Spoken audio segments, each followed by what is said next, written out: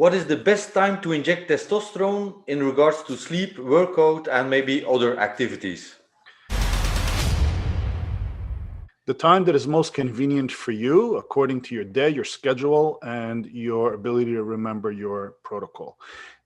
Testosterone, which is generally prescribed properly, at least for the United States, is generally cypionate and anthate. There's many different esters. Testosterone is never prescribed medically in a suspended form or a water-based suspension that it goes to work right away. So you're not going to run the risk of spiking. I'm not a fan, as you know from other videos, of testosterone propionate being used, even if it's done daily. Part of the reason for that is the quick acting release, the fact that it peaks and troughs, and the fact that we really struggle to achieve a steady state throughout the day, and that if you miss a dose, it throws you off, etc. There's also that, risk of that spike in free T, which some guys report insomnia or anxiety or sleep apnea or erythrocytosis or other ailments that are associated with androgen therapy, which could be alleviated by using a longer ester, which allows a timed release. Understand, testosterone esters are essentially a time capsule. They're designed to release slowly and steadily over the course of their half-life. So 5 half-lives for total elimination, 1 half-life for 50% of your dose to be achieved, and then it's 50% of the remaining and 50% of the remaining, and so forth and so on. So 100 milligrams after the half-life becomes 50, becomes 25, becomes 12 and a half, becomes 6 and a quarter, etc. So this is not something that I took my injection at 10 p.m. and now at midnight I'm crawling out of my skin.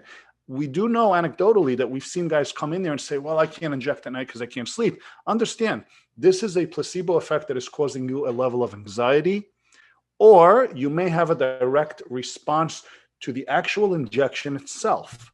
You may be mildly allergic to the carrier oil.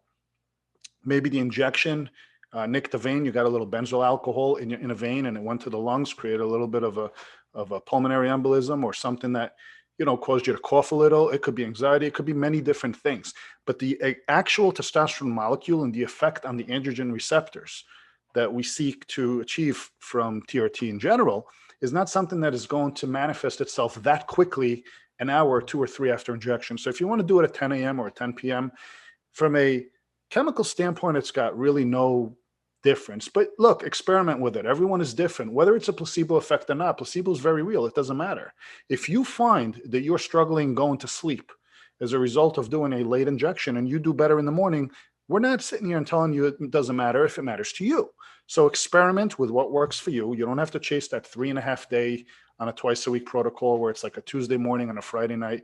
That's not that relevant whatsoever. So if you find morning injections work better to allow you to feel okay and sleep okay, by all means do that. If you find that, taking a shower, brushing your teeth, and doing your injection before bed has no adverse reaction but allows you to maintain a level of consistency, by all means, that's your protocol.